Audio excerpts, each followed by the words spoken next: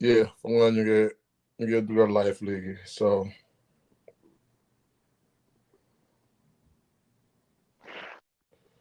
uh,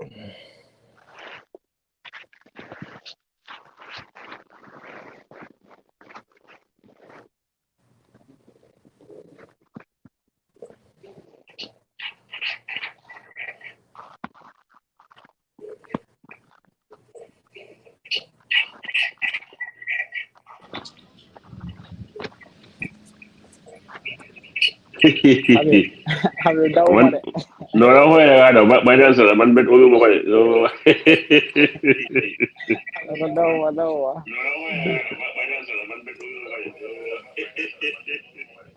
why otherwise Cool man. Ay ba. alhamdulillah naka up and down bi Waaw ma de mi ngi nii rek mooy dellu si de mooy affaire si mu ngi weer baa ngi tooy. mu ngi dafa tooy kay waaye noonu la mu ne ko waaye noonu la Oh non. sa fa lañ toll sa waay ñëw de waaw maa ngi taat gars yi nii léegi tàgga ma waaw tàgga ma already waaw maa ngi taat okay then we good to go man mu ne ko we good to go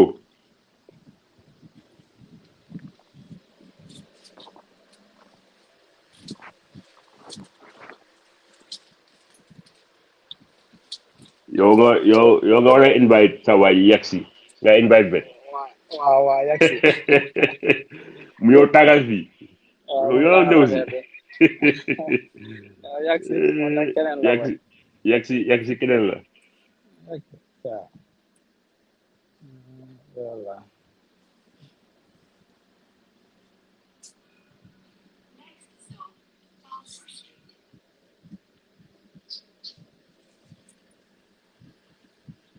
vet mu ne weekend ndum Ah?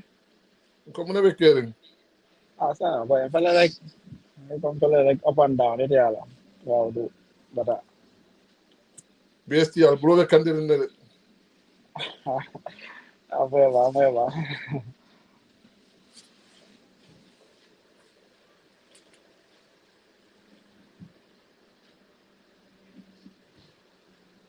okay there you go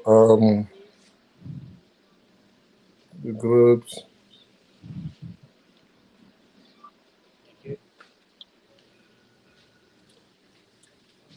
all right guys thank you very much vet thank you for joining the show B. We are looking forward to this moment because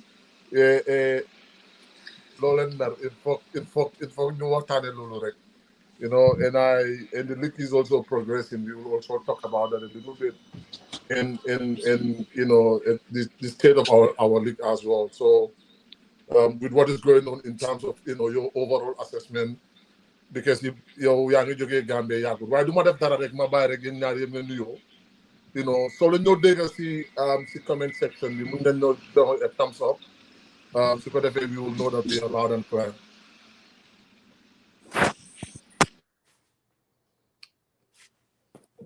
Habib, go ahead.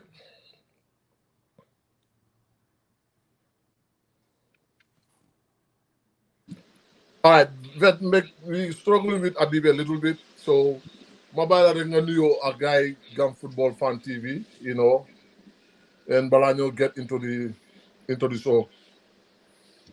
Okay. Sana mana ko nuyu naa leen mana ko seetaan kat yi nuyu naa leen programme bi dama ko dee follow always so te kontaan naa pour ñëw join si wax si suma little bit idea bu ma am si Gambian football so I'm happy to be here. Thank you, Vet. Thank you very much, and we're also happy to have you over here.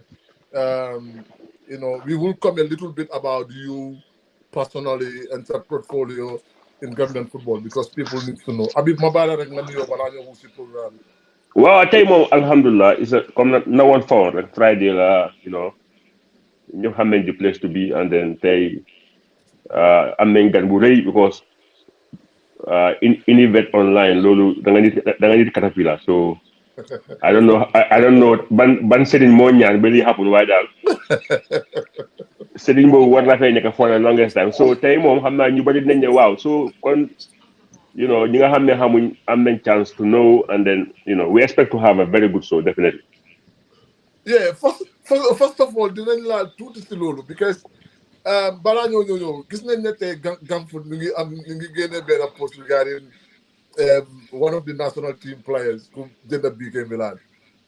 And then we've seen the JFF, usually they get like a presser, like a post on their Facebook page regarding those kind of things. And Gamfoot, we all know, come I mean, nobody wanted them, the Champions League.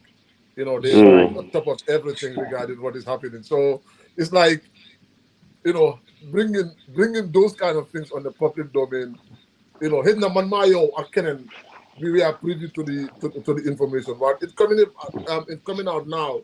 I mean, it looks like Gambian footballers are having a lot of interest. In teams in the Gambia, which is a great thing. Well, I'm not niki mom si li nga liggéey o si li nga nekka always dang they beat the normal person in the Gambia ko xam ne nekku si. So ñun dañ dee privy to information si nga xam ne mooy circulate when it comes to Gambian football, because si lu leen nekka yow nag koo xam ne nag nekku si sometimes soo ko déggee mën na laa jàng ne noonu li am fekk loolu am na bu yàgga Gambia du réew koñ la dafa ndaw. So any info bu génn rek within 24 hours am na ñoo xam ne dañ see jot. So si ñun nekkul news, but for many people it might be news. waaye ñun ñëpp xamoon nañ ne something was happening. So the good thing nag mooy we all love that trend. ne gis ne our people are giving back. So ñu compare ñoom Sénégal ak other areas lii mooy luy xew players yi dañoo play, and then at the same time ñu try to not only playing for Gambia waaye tamit dugal seen alal ak seen investment si dëkk bi into football. So loolu moom dañ ko rafetlu nag. JFF moom ñoom dañ gaaw si presse yu amul fayda yooyu noonu. There are things yoo xam ne moo ëpp fayda soo leen si ooyee di ñëw, waaye yu ñàkk a fay la ñëw di am lu ñoo leeral te fekk ñoom lu ngay war a leeral mooy loo xam ne mooy affect our football, mooy affect nit ñi ak figures yoo xam ne ñun ñu ko bëgg a xam duñ ñu ko wax. waaye ay kii moom team kii moomu team man su nekkoon JFF du ma si wax definitely du ma si wax. Yeah, but I think they should, because since Jai team from Ghana, then they notify the federation and they should also inform the public about what is happening. Bunjaya medical, was there any pressure? No, it is not. It's their inconsistency. Inconsistency. They are not consistent in what they are doing, which is understandable. But they come limo dinañ am vet dinañ ko am in detail, because I'm in some interesting no dañ get vet because ñun tey am nañ gan. So JFF can come last. Affaire yëpp vet la.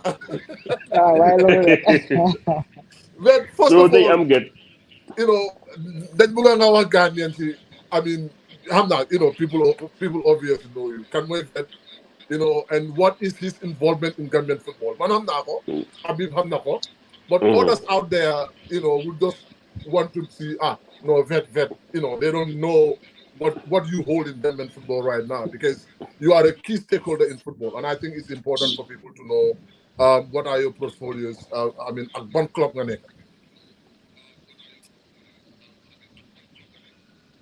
Okay, mën naa see wax lu ndaw rek, comme man la ñu bari Moro laa tudda Traoré, dañu bari vet lañ ma xamee Gambia. So I'm the first vice president of BST. So xam naa ne ñu bari xam nañ loolu noonu tam. So mën naa see wax dara Serekunda East laa jógee, so ñu bari xam nañ ma foofu play naa fa after ma teel a tukki dem Germany play fa tuuti. So ñun suñ football soriwul nag noonu xam nga. But we always follow Gambian football, so we are into it now. I'm the first vice president of BSP. So. You spend a lot of time in the Gambia. At some point, I think in around December, you were down there, and I know one of the primary objectives is to see the up and running of the football club. and you've been there as the first vice president. What is the progress of the team as of now? Because si kanam tuuti rek dinañ ñëw, see what is happening, because we've seen like in your social media pages, they've been consistent updates on the progress of your team and players. But here we have an opportunity, your young fee, you can tell us, and how far since Warren purchased a club, I know you were in the second division, you moved to the first division, and how consistently, how's the overall project going on? Well, buñ jëndee team bi nii for now, our plan for now, our second vice president for now, amoon ngeen ko interview, I don't know, something like that. Li woon suñ plan buñ ñëwee si second division buñ jëndee ñu toog ñu waxtaan lan mooy suñ main plan bi. So it was not our target to come right to 80 first division. So we want to sustain maybe 1-2 years. Want to bring them about first round with them.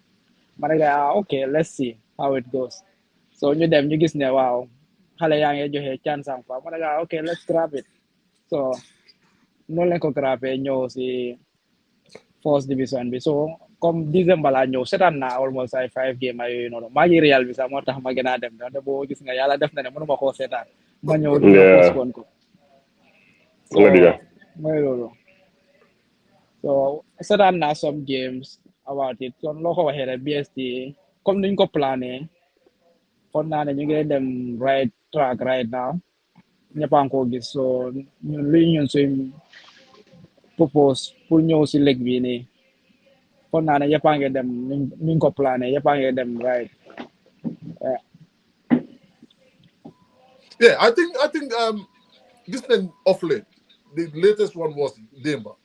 You transferred a player to Slovakia, and I think if I stand to be corrected, this is the second time I'm gonna transfer players, the export players from BST. More than that. I think, huh? More than that. 3. Yeah, I think 3, right? Because the first time I was 2 years ago when I was in the Gambia, before Feka. Defender. I was right there. Defender. Farewell.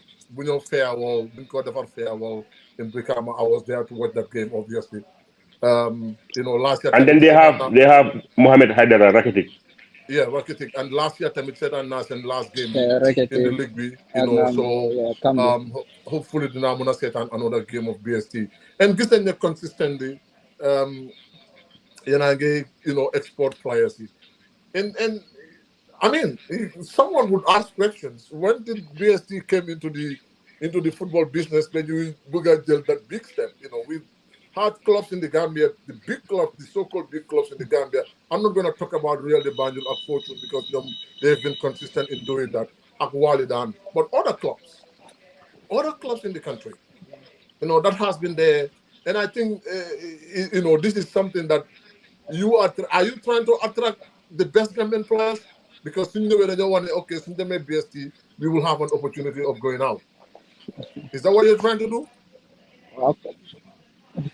Ñëkkul loolu ñun dañ ñëwaat suñ plan comme noo ko waxee rek so comme suñ gars ñoom Habib ñoom si ñoom lañ dee toppa ñoom ñooy suñ mag gars yi so bu ñëwee léegi ni kat li xale de comme nu ko gars bindee kon du ko gars bindee papa doom la rek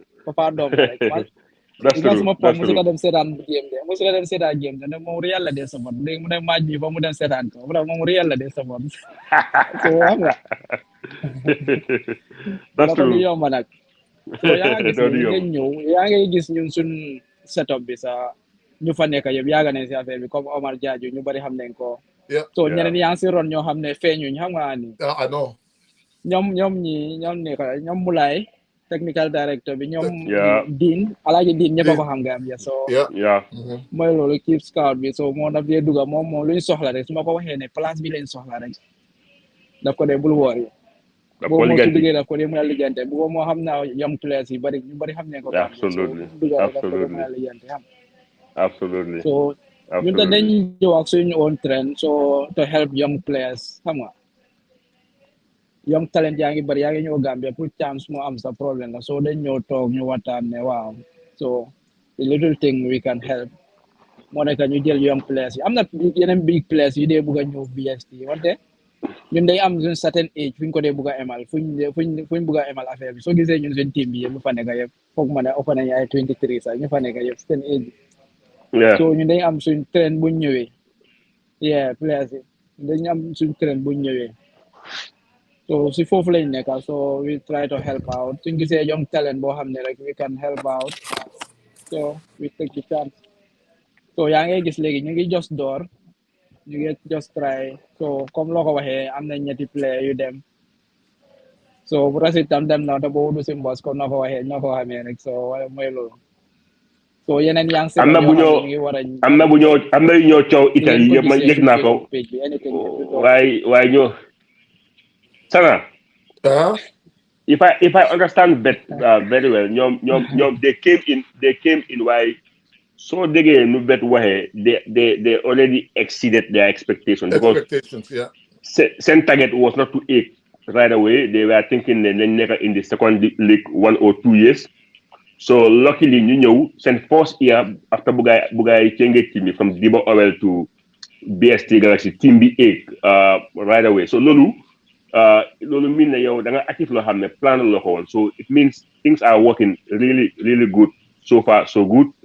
And then comme ni nga ko waxee rek team bi yaagut waaye buñ eegee gis nañ even sax buñ nekkee in the second division am na player bu demoon right now tam gars yi buñ eegee ba léegi ñaari player yu officiel dem nañ ak orders yoo xam ne ñu ngi ko rumors si suuf so I think one can say ne so far so good for BST because soo xoolee su ñoo wax Gambian football there are bigger clubs in terms of name household and nekkuñ di make noise on the transfer market like ni ko BST defee so loolu moom I think ne comme moom nu nga ko waxee rek seen target mooy ñëw help Gambian players yi surtout xale yi and lu mu wax lu ma gën a kontaan loo mooy they trying to target the younger ones xaj dem young initiative yi ñoom win ko amul njëriñ nañ jël xale yoo xam ne they are young and so far ku gis BST setup bi li nga faa gis rek mooy ay ñoo xam ne they are 17 18 19 20 ba 22 so loolu moom nekk na approach boo xam ne most teams in the Gambia nekkuñ di ko def because they want to win cup immediately so they bring all the players waaye ñoom seen target mooy to groom the players kaj dem young and then su ñoo gën a Gambia with a very good age which is very important sana going forward dan ngaa yóbbu player yoo xam ne they have been played in the league for 10 or 10 years or more kooku su demee sax du xam nga doo ko mën a jaay après tamit du mën a saaf lu bari so I think BST are really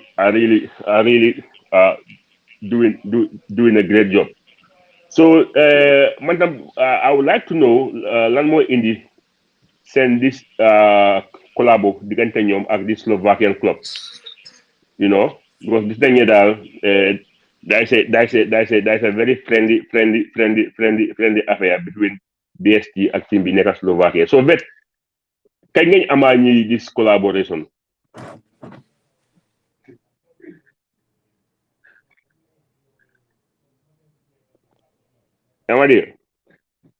it looks like lose nañ vet for a minute am naa nañ ko amaat waaw dama ko woo because soo xoolee lu mu wax nii seen target was not pour BST right away you know seen target was just am nañ vet baat so mun nga laaj same question waaw I was just doing a round waaye at the end maa ngi na bëggoon a xam kañ ngeen amaat this Slovakian club this RAFO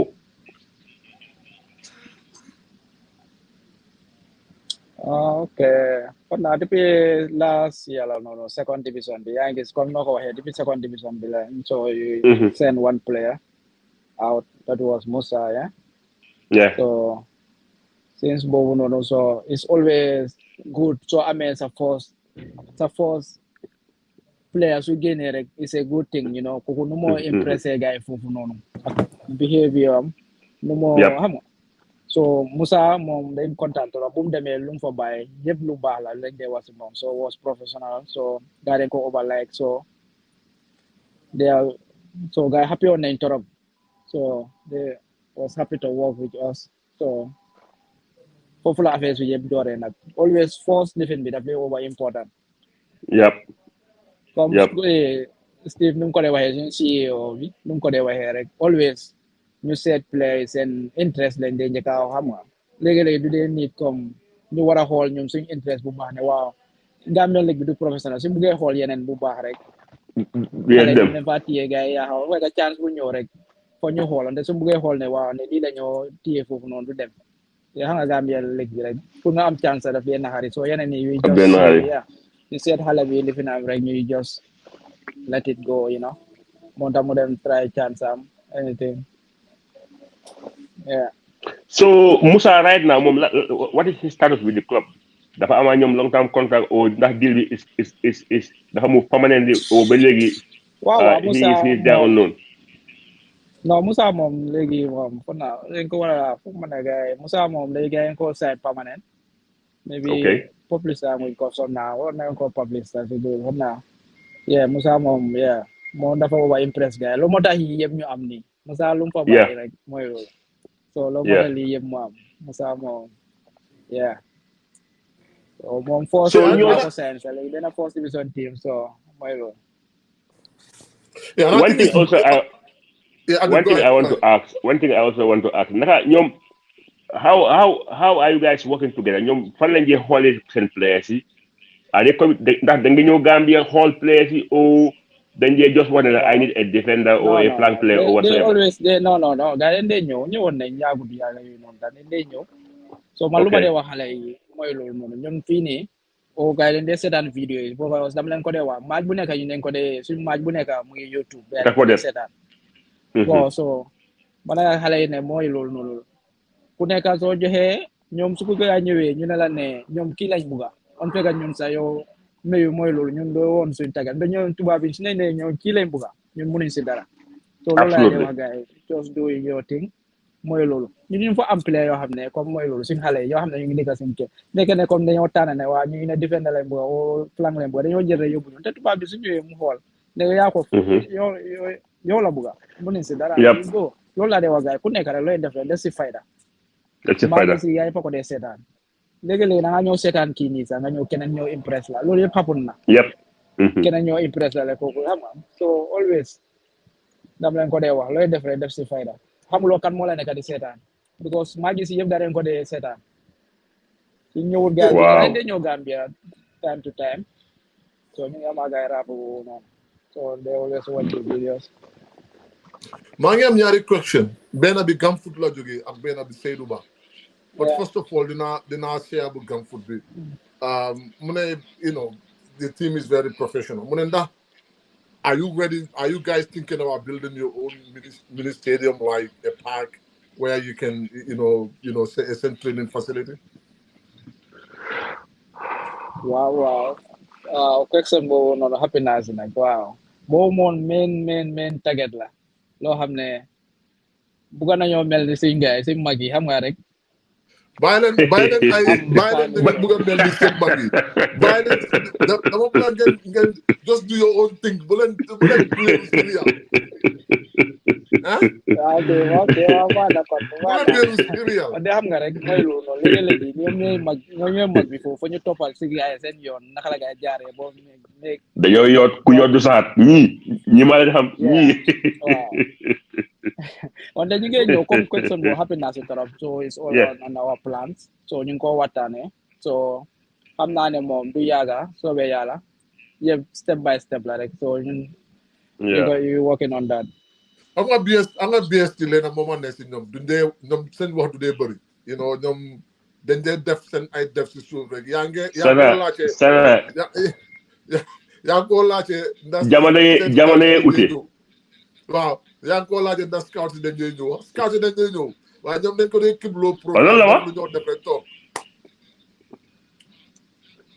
anyway one thing gis nga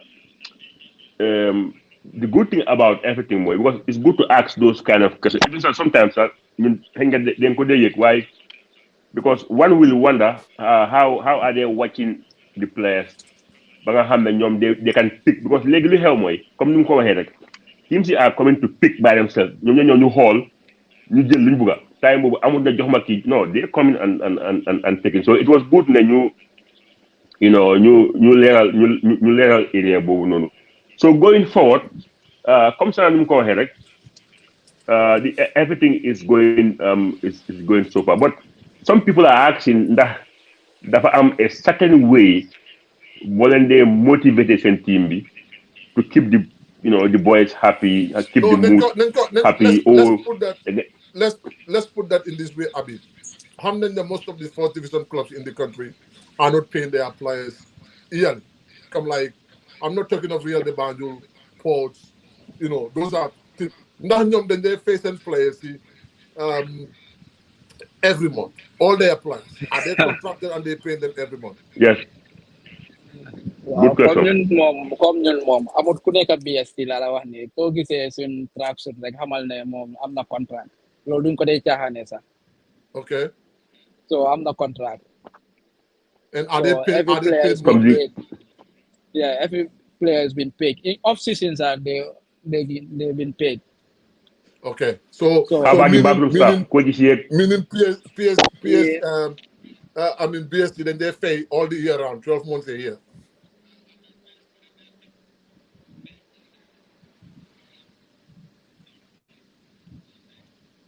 Yeah, we kind of lost.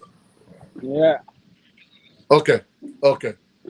So then, like just for you set and because Hedna Manma Abibi are privy to that vet. It's like BST pay their players 12 months a year, right? Yeah. Okay. All right. It's a good one. Anybody wearing the tracksuit, even the back, even the coaches and the staff and everything.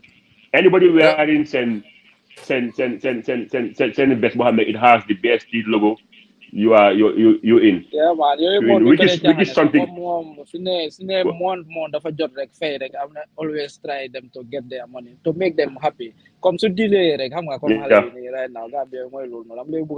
right time right you dey game solve you what solve here. Motivation bi moom mooy loolu noonu match bonus ak yooyu moom yëpp a ngi standard ñoom moom xam nañ players yi so motivation léegi-léegi sa waaji CEO bi xam nga moo affaire am léegi-léegi dafa happy sa play bi base mu lifi so moom mooy mun naa ca gangsta xam nga loolu moom yëfam la because daf si jaar so xam na what it takes to motivate the players so ñu ngi ko rafetlu and then moom always moom laa lay gisee loolu sax léegi-léegi dañoo win sax yeneen games yi ma ñëwee yéen dañoo win sax muy waayal si xale yi pléwu leen dara tey match bi baaxul because nii leen bëgg ñu plé mooy loolu xam nga because xamu leen kenn xam nga ñun luñ fa nekkee mooy loolu dañu am suñu style so we wanna work on that ñoo lose dara te mooy loolu noonu let's play our football mun na yow ñu ngi win ñaar yoo xam ne daf lay ñëw mu waayal seen gaw ne li ñun suñ style dinaa ngi toppal ñi seen style let's play our game. That's good. Right now loolu laa de wax gars yi fu ma dellu see bëgguma faa fekk yeneen half dama bëgg a ñëwaat gisaat yeneen new faces wan na xale yi ku nekk dem lekk sa wërsëg. Absolutely. Club bu nekk dafa war a am identity and I think that is important. Another question that came about is one Seydou Ba.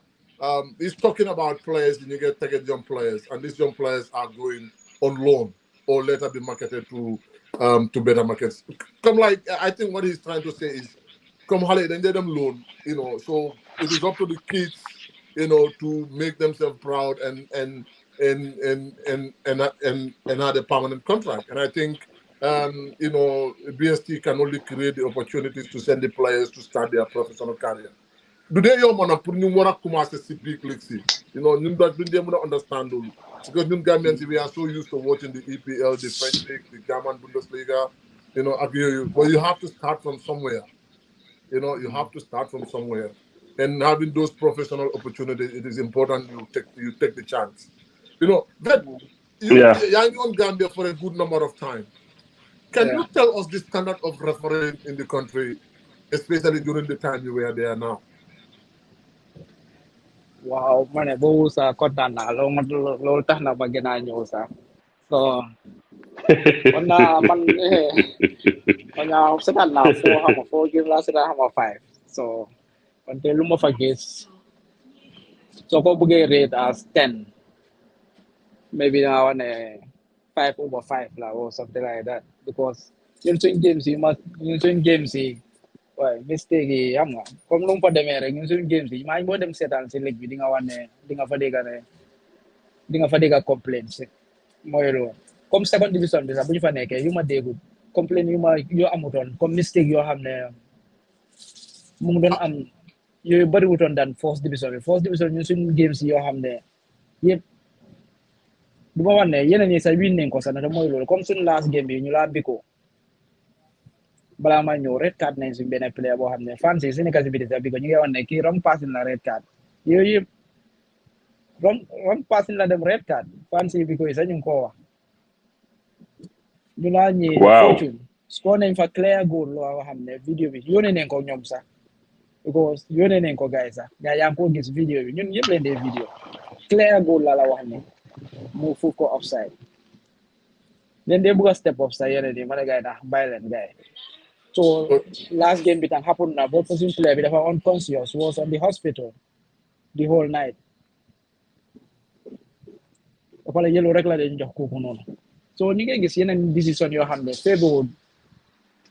feebarwut ñu mun naa ko waxee loolu ñun suñu side wala xam naa la du ñun rek yeneen team itam fan naa ne ñu ngi see jaar soo seetaanee ligue bi nii nga gis ne comme some mistake yaa ngi am yoo xam ne mooy loolu gars war nañ see step up trop moom naka la competition department bi xam nga soo reacté si refali bi lu mu bind si match report bi moom lañ la dañ la ñëw rek ñu fine la so man xam naa leen de monitor refali itam I don't know how because refali they have to step up their game man moo ko gisee yes in some game you must say that I think they have to step up their game. Right, that's an important area because this is coming at a time where we are losing one of our great referees. You know, Bakary Papa Gassama Baina. You know, he's still in the league though. He's still gonna, help the young ones to come up.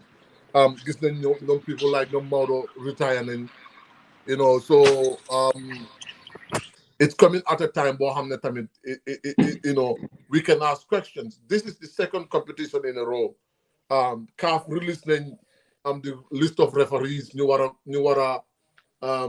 referee in the All Africa Games in Ghana. No Gambia, which is not normal. Gambia has always had a representative, when it comes to continental championship.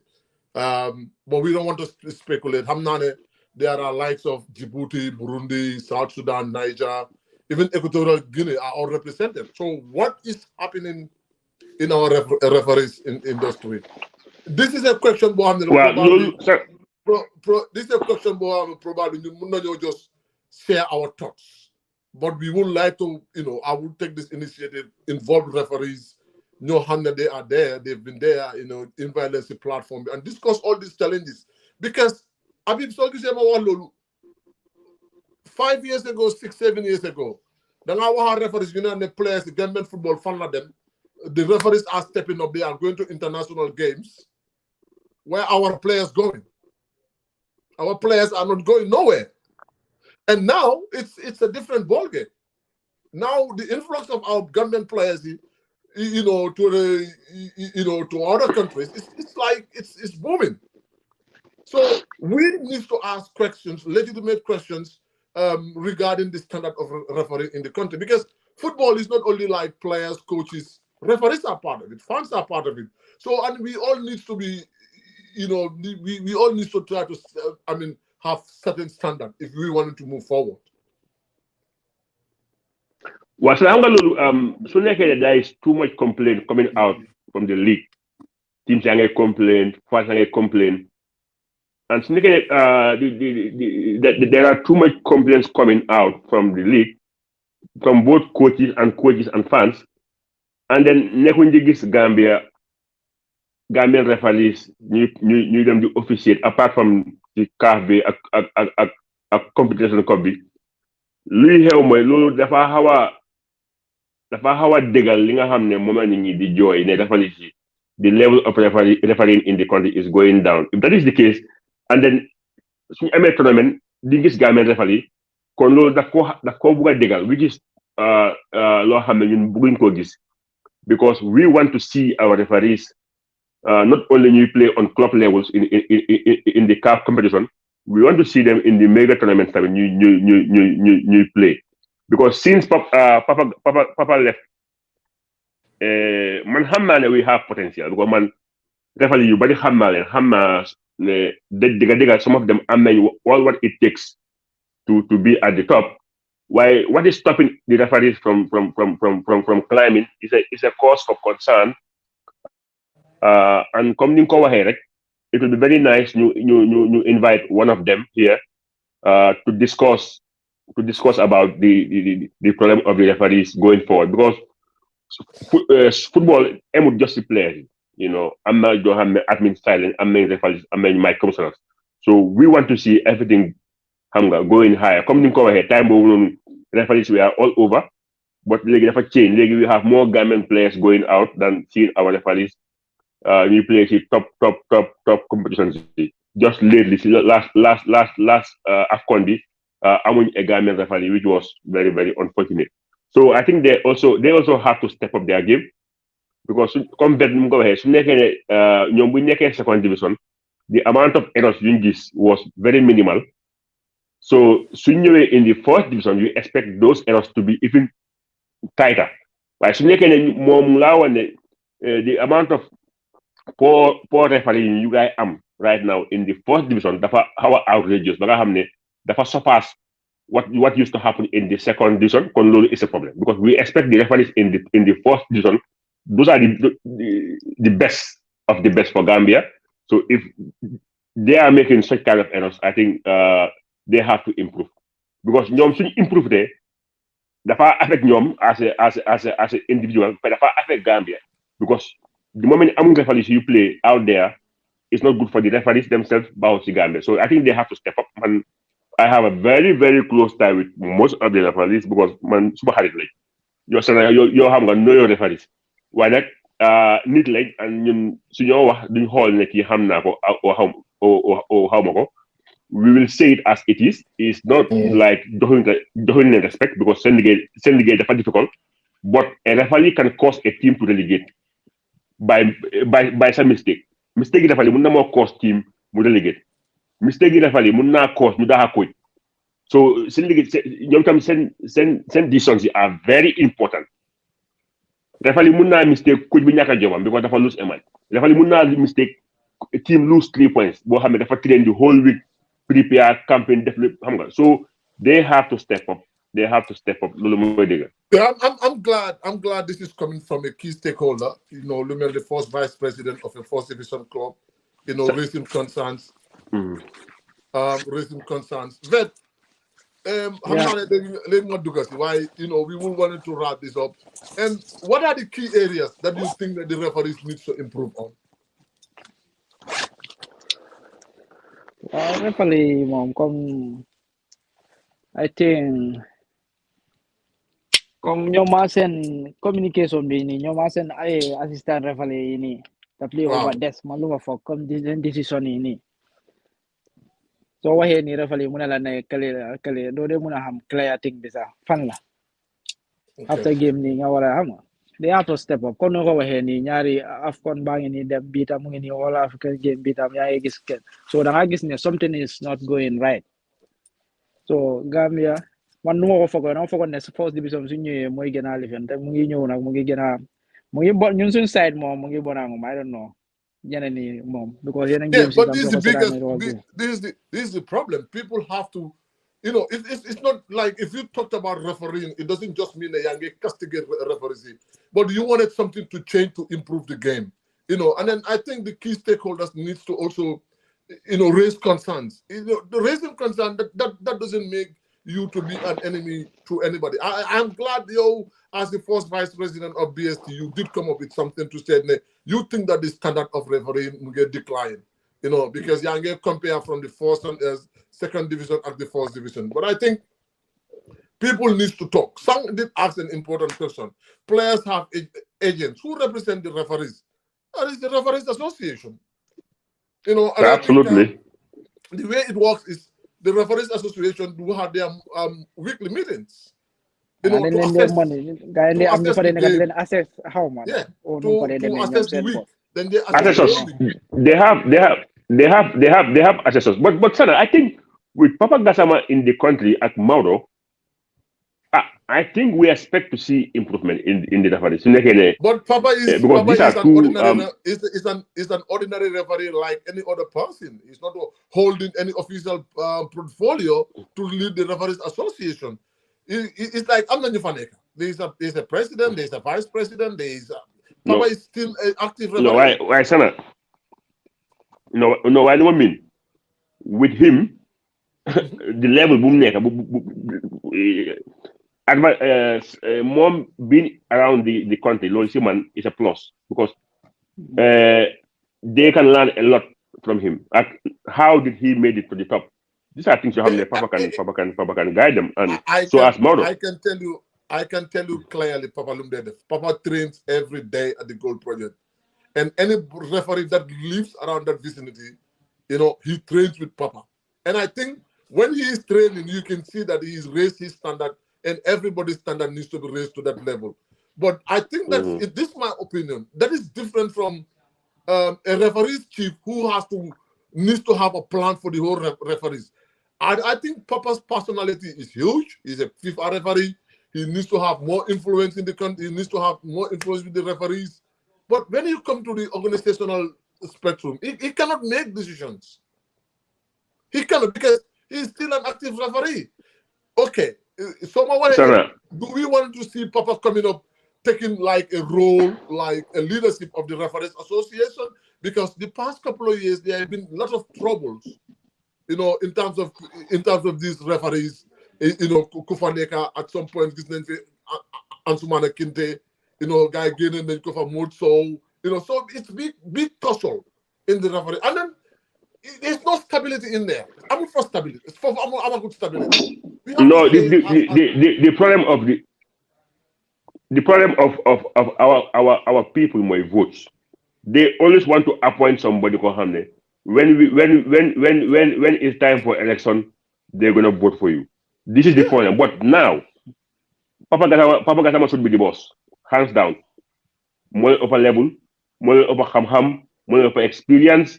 He's been there. Even how you do that back in the money, so make hay while the sun shines. Don't could do like I understand. Then use because, like I said, we want to see our referees played. Man, I watch the league. I'm not any potential. But with the proper guidance, mun push to the next level, FIFA referees, you must display AFCON and all that. It's not magic, sir. It's not magic. Why there is cause for concern because referees in the second division are doing a better job than in the first division. It's a problem. And this year, man got a lot of videos about goal, tight necking, mbal bi dafa xar. So okay, I'm not going to blame referees because man nekk na Gambia my di am man expose bi di takanet. I did that several times. It could be avoided to make the referee's job much more easier. Why ñom tamit same standard war nañ ko raise because comme player bi mo xolé a footballer di jangé ci mom diko jema emulate. Referees is the same thing. They have idols. Ñeneen sax Papa Gassama nekkul seen idol. Maybe they have a referee from Uganda or I don't know where. Ko xamne suy play mom la ñoo sétane xam nga jangé ci mom. You learn from the best. It's that simple. You learn from referee seen liggéey bi dafa métti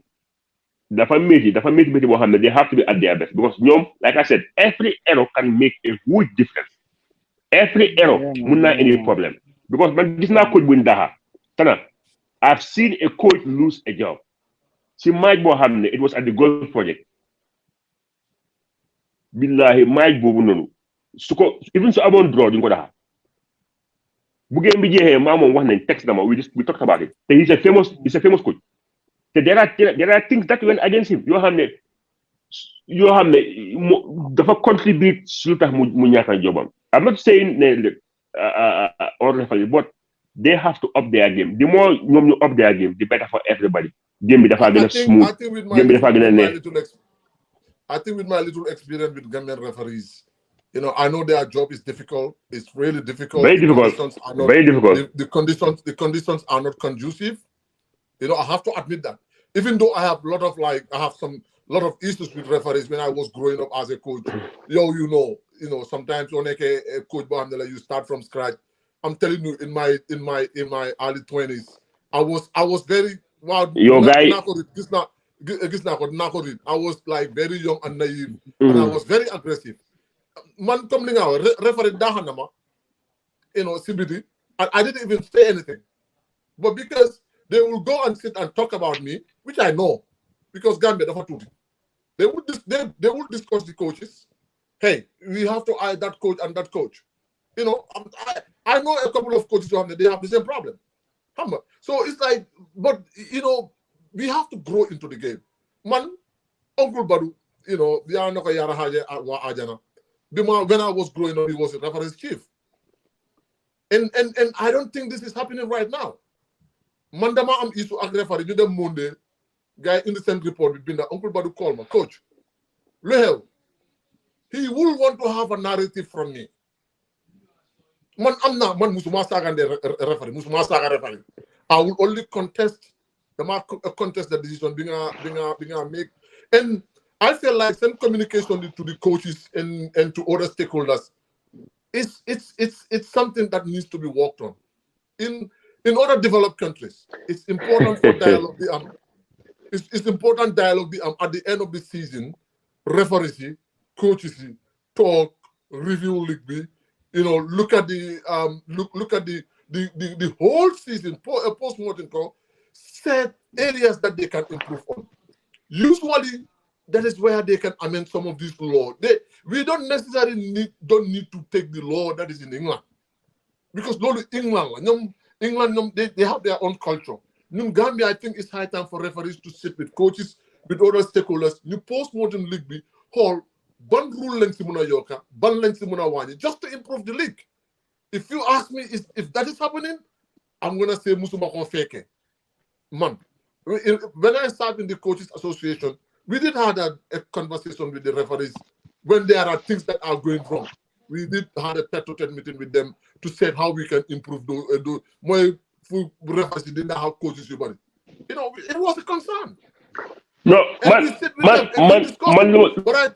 think these are concerned players in areas concerned, coaches in areas concerned, team administrators in areas concerned. It's high time, I think, you know, for us to look at the referees,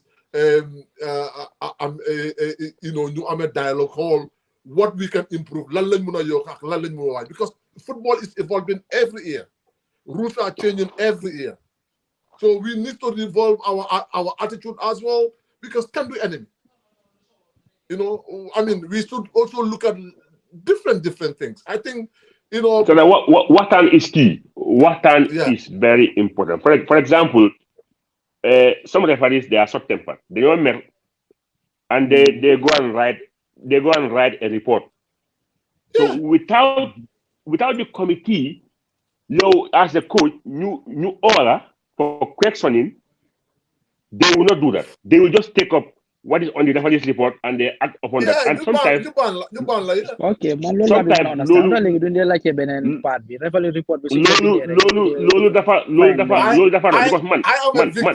I am a victim of that. Tana, when it's about to protect if you protect referee, man def na ko million times. Man setan na match referee def musiba. I have a footage. I have a footage. Mosumoko post anywhere. Man setan na match referee musaga. Setan na match linesman musaga. Man talk. Mosumoko was in media. You know what? I think man our intention of to expose nit ci lo xamne xam nga daf ko yaxal awma lolu defal yi man awma no, but they have to improve moy ñeneen ñi dañuy mer dañuy gaaw mer torop ba gis na refali buy saga fan ci bit. I've seen that project many times. No, I'm telling you, It's the truth. but It's the truth. It's the truth. Mosuma use those footages. No, but amaluma njëriñ pour la ma nga yaxal but lu ma d'accord mooy su defal bi indee report wax ne kii dafa def nii I think it's also very genuine because when it comes to the FA rules dafa utee FIFA rules every country can loi yi dafa Spain nekkul England No. waaw so Gambia can do the same coach bi coach daga saa kii ndey non man saa bu ko ndey kan moo ko fekkee because you cannot act on a report what happened is one-sided. Lolo, it's not fair. Let me give you so I think let me give you a typical example. I'm not talking about other community there. Lima Dalman, man Lawade. I was at Mandai Park. They play against Young Africans. The game was so bad to an extent. Hamna ne su game be there. Smoke for fake. Finally, we should there. Smoke kanam. I might end up saying something and I don't want to say. 2 minutes. Bu referee bi écarté 3 minutes. Ma génn 2 minutes bala mo. Ma romba fourth official bi si bunta bi. Man jaay la wade. Ma dem si dressing room bi. Man si la génn pan. Bala ma ega fekk ma bi jeena. So man dama dem si dressing room bi talk ma dégg nit ñaa ngi yu. Si la ñëw I came back and I found out that some of my players and the referees ñu ngi am chaos so man ma ñëw dugal because moom kenn la man suma taawee seen diggante kenn du ko laal I was trying to protect him rek mu wax lu ma understand na he was mad. Could you imagine what happened? They went to the organizing committee meeting. They said that they know ban Sana indefinitely because he was part of the problem. And I was out of the field. Gena Nasi Park with 2 minutes because someone on it. Mangi meron be tolu fo xamne munu mo no control li ma don wax. Ma génn ma ne xaaral man ma dem because bugguma fekkee di and interestingly moo tax ñooñu duma leen musa baalal bi aduna tukki am na GFA officer ñoo xam ne they were part of there I dama leen romba nii ma dem ñooñu def dee tasa be duma leen dee oo ak benn referee boo no am nga very close to me yow nga dem ñu ne dañoo ban ko and they don't even they already know the truth but they come li ma la dañ dee target individuals. And that is not going to take our football nowhere. Man referee. Well, referee there, mu blow something. Man, it's not true. Red card, bam. CBT, man, dama ko saagande. Well, man. All what I'm saying is, I think the referees and the coaches. Some gave a very important thing. I'm not match commissioners. I'm not referee assessors. Yeah, you understand.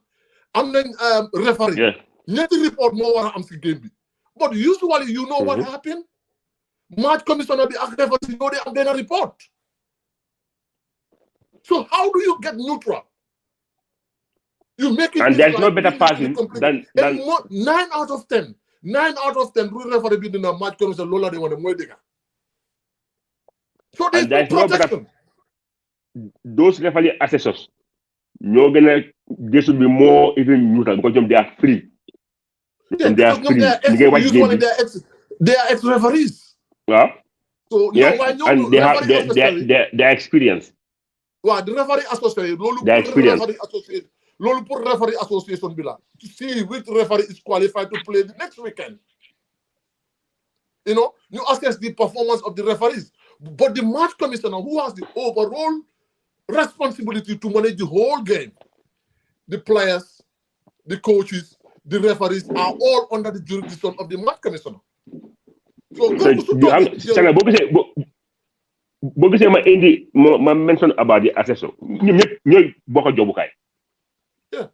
ñoo bokk a jobukaay moom mun naa dem mu ne guys waaye gi tey ñu play baaxul de aussi coow am mu ne guys I was there. I was really there, and this guy was at fault. You can see that. He's at fault. You're talking about the match commissioner. Sorry, because at some point, you know, the match coordinator, then in the match coordinator, I'm match commissioner. So this is what they have. They have match coordinator, match commissioner, bring back Pa Sawane's comment. He did mention something. The referee association and their report is what this association should have a close look at. Why suddenly we are not having representative in tournaments. So first, they have to accept that there is an issue with the standard as alleged by VET, which is true. Mm. You know, come. There is an issue with standard. And an issue with standard now. We have to admit it. And I know that the referees, we have bright referees. And then Nyom Lamin Jame. You know, we have wow, Castin. He's a good referee. We have referees that are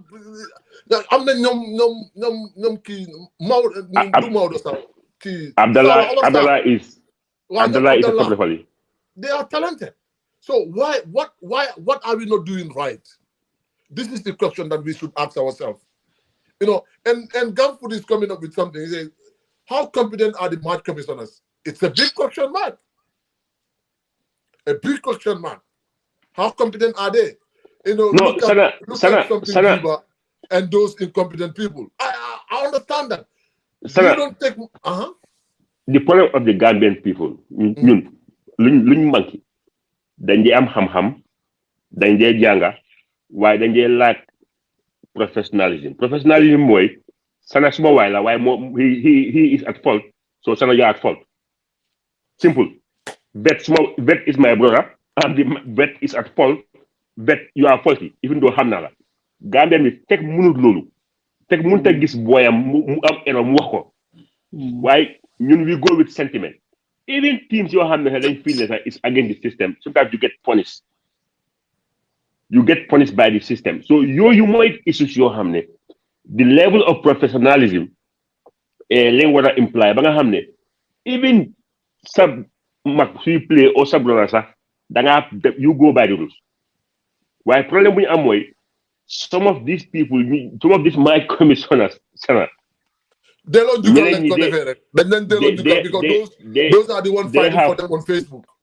Yes, they have no clue about the game. NFL assessor. Koku Magati Rafal, Koku Hamna game. Yamadiga. He was there. Should be administrators. Well, Biden football, they've been into administration for a long time, and then you get you commission games. Absolutely. Why do you think Ibu Faye is a match commissioner? It's because of his experience in administration. He played football. He coached.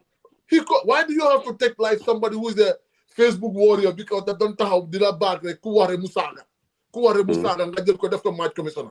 Why? What good did you expect to get out of that? Anyway, let's go back to square one. So that from there, referee because Bob is I think it's a topic. It's a whole topic. It's a whole topic. It's unfortunate lii mu ngay xew man nu ma laa wax nii man. Bala ñoo xam ne léegi ñëpp a dee videos war naa ne léegi teams yi ñëpp a dee videos and games yi so everything we have. Man mi nga gis ni mosuma binda referee man mosuma binda anything negative about referee te dama dee gis referee errors yi match maa ngi toog ba du ma ko dee wax sax. Yàlla xam ne because man boo koy wax si few people ñoo xam ne we trying to give the referees a better image. Len natal len wane what you know about referee only soon giant match or mistake. We have to talk about them also because they am family. Imagine nga post referee post by jamu mu gis papam ñu ko post ñu wax ci mom lolu dafa neex ci xol. So we don't only have to post them when the only time man buma bidé ci referee moy when bo basuri la player bi dafa takul sun player bi mu yaxa tankam bi maa ngi toog within meters. Referee bi ñëw pour referee bi daw si the fourth official mu ne ko laalu ko mu ne gis nga suma amoon goon sa ak shoot I wanted to cry. That particular player the rest of the season played. In fact I think since that injury that boy has never been the same. Fisco la. Since that injury, Fisco cannot be himself. Cards again. That day. Card, my talk. The fourth official, Munako Lalo. Daddy Mohoga and Daddy. My talk. Bobo the only time Madam Facebook, ma binda about referee. In fact, I gave the referee respect. Binuma Turam, and I didn't post his picture as well. But I wrote because it was so painful to my heart.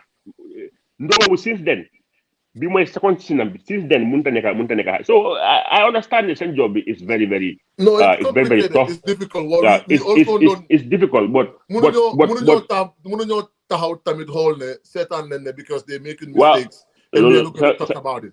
You know, we cannot. mooy lu ma la wax nii. We are not doing justice to ourselves. Refali boobu man suma personal brother la di refali suma personal brother in fact sax loolu indi woon na jihi jaha suma diggante moom about the post because after post he reached out to me, we talked about it, but I was really angry because dafa indi woon tuuti jaxasoo waaye after bu mu xamee ne man magam la and I have been supporting moom tam mu jël ko in good faith with Omar Sarah Sarah moo ñëw waxaman ma ko non kii suma naka la amuñ problème.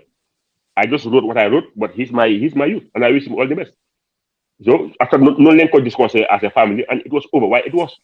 Lolo dafa métti woon, and like I said, since that tackle, he can be he's not. Yeah.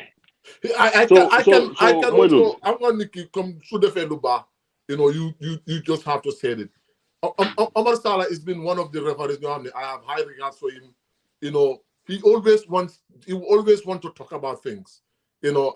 That I help get what they could find a solution to it. Always, honestly. No, Omar Salah. I'm gonna tell you this. Even if I have issues with other referees, I don't think this is right. I gave him my opinion. And he said, "Okay, good, understand now." You know, so we will talk about it, and you know, we will have an understanding, which is really important. There's a post to Alajuddin Bina. You know, looking on one side of the story, it's not the solution to the game. Most of these referees, I do mark people for no reason. Come to they will have targets. Then they have targets. And lii dafa dëggal lu ma wax mooy. Si am na report bi nu moo garaawee. It's very important nga invite si nekkee coach bi la ñu invite la ne la ma ne in this referee's report yow da nga saa ci ndey. It's good to hear from because mënuloo maa punish loo xam ne man def ma ko. That's not fair. So it's good ñu am that even sax sana man sax gëm naa sax balaa système bi di doon sax daf dee baax referees yi ak coaches yi ñu am a meeting. That's what I'm saying. Because they are all family. You talk, you waxtaan referees yi wax leen rules yi and what is expected from the coaches in terms of, because as a coach, I mean, you have to behave. You have to be as a coach, you have to behave. So referees can because rules are changing. They want the waxtaan moo tax sana balaa système bi di door waxtaan bi dafa war di yaatu ku nekk xam sa place ak fi nga war a going forward loolu dafa because du tey referee bi loo ko against soo gisee a Gambian referee muy play in FIFA or CAF sana you as a Gambian da nga dee kontaan da nga happy. This is important. The disciplinary committee don't have to sit and listen to one side of the story. One side. This has been happening all the time, and you can't take all these teams owners and team VIPs sitting without listening to the other side of this. To the other side, we all know the committee, but let us all put things aside and work for the betterment of the game. Wassalam. Yeah, it's very true. I think we need to be much more tolerant and try to open up. Try to open up to criticism. That's the only way we can move forward with this game. And I think that's always been a concern. When making decisions about banning players and coaches, you don't just ban because somebody just said something to that guy. It's not right. It is not right. And I think Veddev don't jema jay VP rek di jema calm the situation down, but it looks like a lot of things has been going against BST, which is okay for them to come out and then share it. Because this Alajuddin, Amadou also is coming up. I think not everything is right between the referees and BST. And for your information, for people watching, referees or whatsoever, we do not it's not like that ñun dañ fi indi vet to attack the referees. Vet wanted to come to our show. He has things to talk about. There is no campaign against anybody. Ñun ragaluñ luñ bëgg a wax niruñ vet. Man, I don't need vet to come because man personally I can talk a book about referees, which I don't do. So he is a stakeholder. And like I said, a genuine one. You have they invest a lot of money in football. So same story should be heard. It's very important. People who spend their money in Gambian football, ñu di wax. Te lii mooy lu war a am. Every club is democracy. Nekkut authoritarian regime whereby even when you are affected doo wax déedéet ku amul la naxari da nga ko wax ci réew mi. So referees are not exception. Referees are our family, they are our brothers. Players suñ jaayee match dañ ko dee wax. Coach su jaayee match dañ ko dee wax. GFF suñ defee dara dañ ko dee wax. Government ministry, nobody is safe from criticism. It just makes you look better. The more people talk about you, it's better for you. So, and it's not all referees are bad. We have very good referees in the country. You know how many? Yeah, good. Like this now, Carsten, we them play how about fun. Yeah, with the funny for this coming weekend, the play. I also saw our ladies were in, I don't know, in Monrovia. You know, they're doing a good job. They're doing a good job. Like I said, have to admit that. Yeah. But like I said, if I spend millions in the team, the pay player salary, the gender I ball, the moto, and then referees mistakes, the more cost, lol, neexu ci xol te ñu wax ko. Mboolem ko xamne du ko wax Arms the Secretary General BST. Come the morning, it looks like something is not right between the BST and the referee. He said, I'm very much disappointed in the match commissioner and his match officials. I'm having a video. If I post it, they won't play any match for the rest of the season. Let them just step up and think twice before writing reports. Wassalam. Wow. That's deep. Li dafa indi war lu ma wax rek moy consultation bi waxtaan. Tay suñ ñëwé report Sana. Bala ma jël decision, I have to ask Sana. It's important. Yeah. It's very important. If we have evidence. Yes. I'm not going to there was a problem between Kanifing East and Latrikunda United. For 4 players like band, we got 6 matches. Wow. 6 matches. And the decision was very fast. Ñu ban coach la Rawi 4 matches moy antu but depuis en force sen ciow bobu nonu sana ba légui dégg ma dara. Yeah, we were waiting for something to happen in that case. If they allow that to go in vain, then there is a problem in the system. Then we are watching, then you get them. The bobu there are evidence because it was on videos. Yeah, because I mean, Fofula Buga last week. You know, now and in the past 4 or 5 days, it's different. Legi teams in a video of their game and they capturing every single incident that happened in the game. Can the referees use this, you know, also to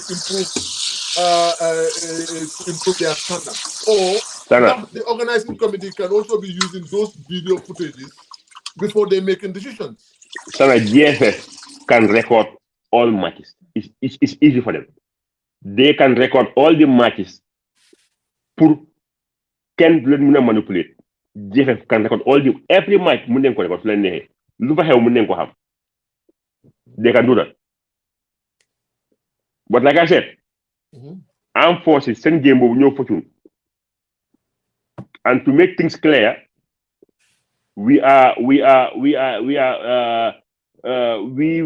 everybody is waiting to see what the disciplinary committee will do concerning about that particular match. Because Disney guys you get very stiff actions against other teams for just doing something not even at the level of what happened on that day. So since last week, they went there. And the organizing committee has already had sittings regarding that week. Wow. So Right. we are waiting. Muna insiste. Guys, check the people who are made match commissioners. You cannot make Yes. just Tom, Dick, and Harry to be match commissioner. Match commissioner. Our country is sad, and I think you know, it is the responsibility of the Yo, federation to set sana kode standards. ñu lay gis Facebook ñu dee xulo ñoom lay ñoom la and guess what sometimes they even find it difficult to get their money. It takes them a long time to get seen xaalis. So what do you expect? Et Mike commissioner mu dem di xulo imagi dal de dam fut wax loo xam ne dañ ko xam nga gis some of them dem foofu di argue yow you have no clue yow GFF doo staff you are not privy to yow nga nekk fa génn yow xamuloo sax what's happening kuy wax xam na lu ma wax nga di ko against expose sa boppa that same person want to be a Mike commissioner. What do you expect? Kooku suñ ko waxee ne medal team bi daf koy mere because ñoom TV lañ ñoom loolu soo leen waaye ne BST supporting Kamasola guy Sarel, you know, they will write anything against that guy because they will do anything with their bosses. So lii mooy wax ji retire referee soo ko defee Mike commissioner dafa easy because dafa xam game bi daf ko xam dafa neexoon but su nekkee yow you want to appoint people ñoo xam ne they will do whatever you want then there's a problem. So yooyu yëpp mooy change yoo xam ne war na ko mën a def going forward because Mike reports yi mun na moo indil problème player mun na moo indil problème referee a coach. Then your problem is solved. Gamfoot said any referee misbehaving, send them to Gamfoot. We promise they will behave. Xam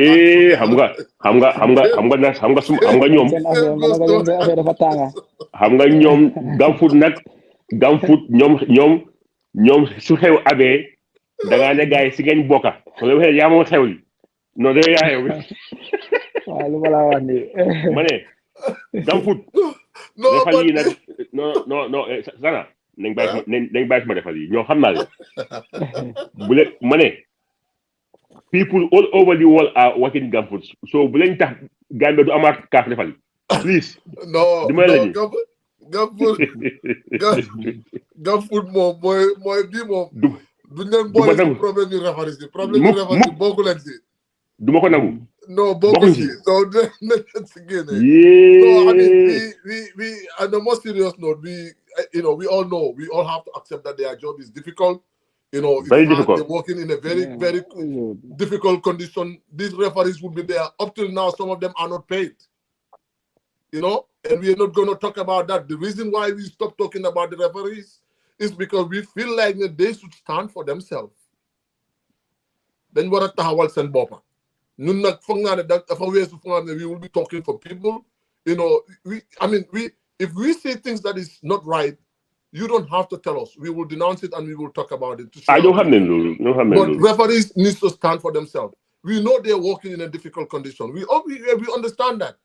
You know, and we keep saying the standard needs to, we need to put more emphasis on, we need to put more investment in our coaches and the referees. Sarah, man, you must respect the Gambia. Yeah. The Gambian sport. Let me tell you one thing. The people I respect the most and defended the most are the referees. Man, gis naa all kinds of errors in Gambian football. Yoo xam ne maa ngi toog dama ko dee muñ nag ma dem bu ko xam naa ne seen job bi dafa métti.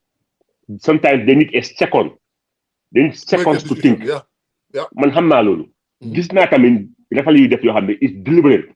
Like I said, mosuma wax about referee yi dama dee bàyyi fi even to post it no. May la the only time suma xol bi tàngam about referee. But this one is serious. On a more serious note, a senior referee can't stand and insult a club president. It's unacceptable, to be honest. At the end of the day, they will write a report against the club, and the organizing committee will just jump and take a decision.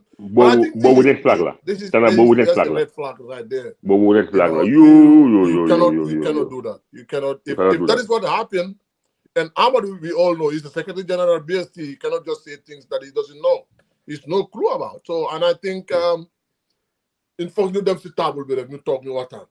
Mooy loolu mooy diga. Yes, we mooy need to dëgg. sit back. The clubs, I So mean, so let's go back to vet comme que tey mooy suñ tey moom lañ am so vet I would like to léegi yow fu mu nekk nii so far so good I think ñëpp xam nañ ne team su jógee from the second division most of the time sa main target mooy to stay in the first division so apart from that apart from same target of staying are there any objectives going forward like team bi win league. do they want to win a cup? Do they have a target? Let's say they want to finish fifth or fourth, or they just want to remain in the first division. Now towards the end of the season. Yeah, end of the season. Well, come season be more. Mungkin demagum right. Come last for now 5 games in orang nobon ni lose on nyata in a row. So I guess so I'm on improvement for now because in team B. Ning ko dooree rek da gis ne suñ first choice midfielder yëpp a génn Sakho suñ captain bi moom fa naa ñaari game rek la play after mu gaañu moom ba léegi he's still out still out man nii rek man top player top midfielder suñ captain de nga gis Racik dem da gis ne suñ first choice midfielder yëpp a dem instead waaw Racik dem Youssoufa dem na léegi ak Ismaila nekkoon jam si di nga seen ten bi kooku tam gaañu daa gis ne léegi moom mooy loolu so loolu Rakitic Mohamed Haidara Mohamed dem na waaw yaa ngi gis ne so loolu moo taxoon suñu last 3 games yi yëpp a ngi xam nga we try to catch up so ñu ngi draw apart from Sakho da ngay am tamit some other bad injuries apart from Sakho Sakho ak kii Khalifa nekkoon elite xam nga Khalifa waaw Khalifa tam xam nga ñaar ñetti game la play ba léegi moom tam mu ngi gaañu so yooyu yëpp disturb nañu tam xam yeah these are first team players these are first team players these are first team players definitely still out so xam naa ñoom maybe second round bi so xam naa Khalifa ñu ne ma door na training tuuti so one can say if BST maintain themselves in the first league so loolu nit mun naa loolu tam achievement la ñun loolu mooy suñ target sax ñun mooy suñ mënee stay si league bi so every season dañuy am suñ target suñ mënee stay si league bi am maybe 5 players ñu génna that's the achievement for us for a season nga am loolu noonu that's the achievement so one can say ne BST xëy na nit mun naa ne BST okay BST paregut abagut team or paregut mental to win the league but how about the FA Cup nekkee am naa ne you will take it very seriously because FA Cup moom kenn mënu kenn waaw xam nga waa FA Cup moom waaw boobu ñëw la rek final la rek doo daan boobu moom waaw xam naa at bi na am I don't know dafa war a am so jeg naa am FA Cup bi so I don't know what's their plan yet so ñu ngeen di fin nii so move me ñun xam nga second round bi fo ñu géem a dugal because ñoom diin xam naa ñoom mu lay gars yi si kawam waaw ñu ngi job right now so ñu ngi fo ñu ay replacement mën a defaraat second round bi that's our target now well so far so good last time itam gis naa this boy tam mu ngi seen baaxu staff bi what's his name one of Modou Diouf's son Aziz is it Aziz waaw moom it waaw loolu tamit ñu ngi ko rafetlu he's a young boy boo xam ne he's very passionate about the game bu nga ko gisee si setup bi loolu yëpp mu ngi just dégal li nga njëkk a wax rek the BST is coming here to give chance to young Gambians and ñëpp xam nañ ne you guys have the best fitness trainer in the country also wow and then gis naa a post about Nding Nding coming because this is good because like I said there are many ex-Gambian players yoo xam ne ñu ngi in town they want to work in with clubs wide nobody is giving them the opportunity so suñu gisee ku mel ni Nding a top goalkeeper ñëw in the BST setup definitely loolu dañ ko rafetlu soo xoolee the backroom staff of BST from Amat ba ci suuf all li nga faa gis mooy ay Gambians ñoo xam ne they are very passionate from the coach assistant coach waaw man xam naa ay san coach bi depuis fii nii depuis di ba owel you know even boy yi foofu yëpp ñoom kii suma waa ji ñoom Yaxi ñoom Arms and Mulay Takinari Dean ak this guy what's his name again the other boy nekk ci media team bi Baptiste you know you know and the good thing mooy man when I see Baptiste media team bi when I see Baptiste I see Steve waaw Baptiste moom mooy loolu these boys no ñooñu dañ ko Steve loolu du tey su ma gisee Baptiste rek su ma xel daf dee soli so definitely lu yàgg a dégg la anyway BST seen setup bi comme Gam for Lungoy it's a young Gambians you know Steve obviously mooy CEO even Vet mooy mag bi waaye you know Steve mooy CEO bi and look at the composition of the club you know and you know you have people like Mulamin Biaye who is always working behind the scene. Yeah. Doko Musa gis mu feeñ. He's just doing his thing. Yeah. You know, and then look at that setup. And then it's like they have a lot of energy behind this thing, you know. And even though they put up a lot of resources and they set certain standards, then you change the dynamics of everything. Look at their training kits. Everything is like even when you look at their their social media platforms. Dude, you will like everything is like it's top notch. Yeah, but if you have me personally from a personal point of view, they don't update prior to games, you know, game day and after game, irrespective of the results. This clubs, if they lose, they don't even talk. But if you have Omar Jaju and keep the hard work. If you have Omar Jaju in the mix, what do you expect? Yeah, I know. Omar Jaju Ndanala. He's the workaholic. Omar Ndanala. So Louis Hewney with BST is not a coincidence. It's about appointing the right people. It's that simple, Sana. So results. They appoint ñoo xam ne am nañ xam-xam bi. And then on top of that, they have a good media team also with updates on pictures. Yeah, you know, I think this some teams in the Gambia are really doing a good job, Sana. Really doing a good job. Yeah, because the visibility is key. Constant interviews, coach Bange wax finally, players the mood is always there. You know, then one thing I also like, win or lose, the new update and the comments are mostly positive. Man, I'm not teams they are so losers. Suñ lose yëpp saagante lañ ko def ak against te yow best sax mos la ko jeex team bi xam nga but you could see the comment section daf dee bari ñoo xam ne they are very positive xam nga which is good. So all in all, I think we just have to be happy with BST and the whole setup. Absolutely. Even though we really was thinking that I'm going there, call them and them was whatever go nare.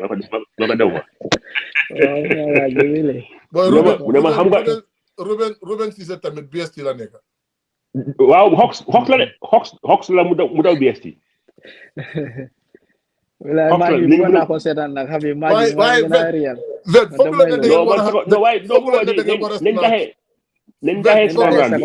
Second round bi yàlla waaw.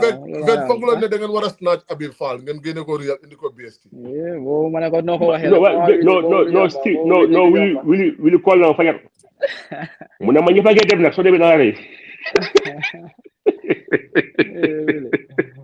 Mu ne ma ñu fag very much for mu ne ma ñu fagee dem. No, bet xam nga man duma dee enjoy match at Serekunda East. Play bi du baax. No. Second time mooy daxa second play bi du baax. I think ne fii daal soo bëggee enjoy match it has to be flat. Brika wala Banjul o Basori at least ball bi dina roll. Is moom miin la wala suma gars yi Rhino soo leen fa fekkee problème nga am loolu la ma ne gars yi Rhino dañ understand is na gars yi ne ma seen play bari is na ma ne gars yi Rhino seetaan na Rhino sax dañ xam is de ku gars yi téye Rhino soo leen fa fekkee di nga xam ne lépp dëgg la ñoom it dee good job why Rhino si crew kara boobu lañ dëkk di so obviously kenn du ñëw Serekunda East tamit ko leen am loolu moom mënut a am. Yeah, so but one more question. Apart from this, okay. Gamfoot, you know, not thank for ngeen abal GFF seen match ball si, you know. Well, kii moo bàyyi Gamfoot. But guys in ball tie, guys in ball yes tie. But wait. One thing I'm yet to see, merchandise. Gisuma BST di jaay bés. Lu xew? Yeah, I don't know. We talk about it, but I see in the door. We talk about it. I'm not fans. You don't demand, so we talk about it. So I think maybe last second round, we're gonna do something about it because I'm on. Even Ruben is asking for jersey from America. Yeah. Fans don't demand. Like man, Kona din mga ame on bena sample din mga solo. Ante roll na ko lifin. We are working on it. So, man, I'm not call. Nema, how comes BST nekun di jay sen wrestling jerseys? Anyway, we'll try to get this to vet. Put more set light on that. We're working on that. Yeah, Gamfoot. I'm going to Gamfoot mom. Ñom team Rhino 100%. Yeah. No, Gamfoot Rhino like that. Faring fen. No, I'm serious. So by a face the Rhino, you know, the face of Rhino. Then for the Gamfoot, because Gamfoot said Gamfoot have a player at Rhino. That's what I'm saying. So why you not gonna try? Anyway. Obviously Gamfoot team Rhino. We had a bet. 5 goals. That was it. So I believe go good bubble. But thank you very much for coming to the show. And I think whatever he said here, it's just for the betterment of Gambian football. Yeah, so everything it's positive, even though we will be critical with things, you know, especially when it comes to the referees. We're very conscious about what we say about the referees because we cannot be emotional about the referees. They play a very integral role in our football development. But also on the other hand, we cannot just fold our hands to see certain things going on, like what Amadou wrote. We cannot see a referee, senior referee, match commissioner or whatever insulting a club president. That is unacceptable. We will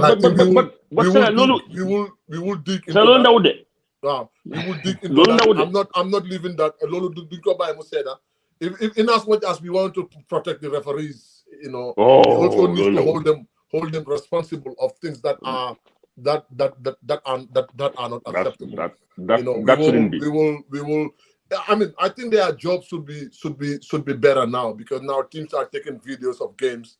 You know, the referees should partner with teams. You know, after game, you muna set on the game, and then they will be able to know the decision they've taken. That's gonna probably gonna help them, improve. They have never got those opportunities. It's only just a fraction of a second to make a decision, and I think it's high time for the Referees Association with the referees to be partnering with clubs that are videoizing their games. So go set and just to improve the standard. Referee sana man suma man they are my absolutely. Referee even that legally the them send my game BJ. They have my number. Legally they will Mr. Fall, how was my game? More honest opinion. Honest. It was good, but I'm not really actually more like my and no sana do ko diga ci that's a personal discussion mayo. Needling. So wow, it was a good game. Why nangam asagam dal? I think you got it wrong, in my opinion. Sometimes some more never know, but the new rules, okay, man, how more the rules has changed because man do better. But one thing I have to urge GFF, let them make sure all the nets, the negative parts here, na net you have is fixable. Nekut net Mohammed then go patch. GFF nañ dimbale defal yi ci aspect boobu noonu ay dafa duga dugub nañ make sure ne net yi every 2 seasons they have to change the nets. Yeah. Xam nga goal project la Serekunda is net na baax na espul nga xam ne every match da nga ko mën a génne sax dem paako su la neexee loolu tamit dafa help dafa li si ay site net ak yooyu noonu because dem match dafa dem di xam nga di taka ay nit tamit xam nga dafa xaw a tuuy dafa xaw a tuuy waaye that guy who saaga a club president loolu is over the line. We will dig into that. waaw loolu moom dinañ ko discuss. Yeah. All right, thank you very much, Vet. And then Ruben is saying something. Yeah, the best right back is the best in the league, by the way. Trippier, Stala. Yeah. Trippier bu moo am ay 11 assists 14 assists with Samga man maa ngi fi. Yeah. So noonu sana Trippier mun na moo taxaw anywhere in the pitch sana mun na moo taxaw anywhere mu pass la that boy moo tax bu ma gisee at one point Samga muy toog ba ñu indi another right back ma la gaay lu xew ñu ne ma yéen xam leen lu time def this boy on the bench sana naka maa gis si demee tey just cause yeah I'm in 3 games that is played. Fortune has a 1-1 draw against TMT Fortune TMT in Banjul is 1-1. Bombada Brikama United Bombada, the Brikama derby, it's 0-0. Steve Biko lost to Greater Tomorrow. Yeah. And that has taken Greater Tomorrow to 3rd position with 27 points.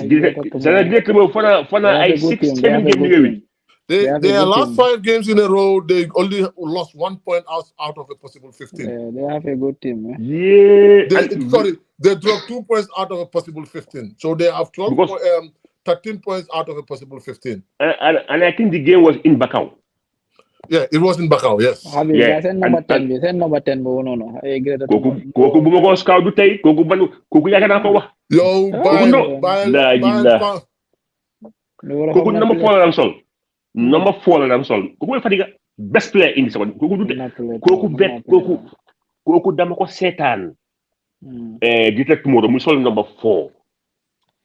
su affaire si xatee mu def 1-2 génnee góol du benn duñu man su ma gisee Fadiga du ko on a 20 man dama ni tam seleguñ ko moo xam ne kooku num leen daaxee football amu morom lu leen la wax amut morom that kid can play kooku gis naa mu def wagadu benn match ñëw wagadu xaw ban team la mu am a very quiet match poor match waaye gis nga si ending bi game bi laaj jógee rek 1-2 yoo xam ne 2 goals pat mu génnee goal ba pare mu score winning goal that kid can play man mënuma understand xam nga man why is that kid not selected boy yi ñëw oo ñu mooy ndax waaw xam nga léegi sélection yi man duma mën a understand naka la ko gaay and not only that play he is young xale la waaw ñu na xale la man ma la ci gaay ñu la gaay seen game man gaay na xale la ma ngi ne man du ndaw la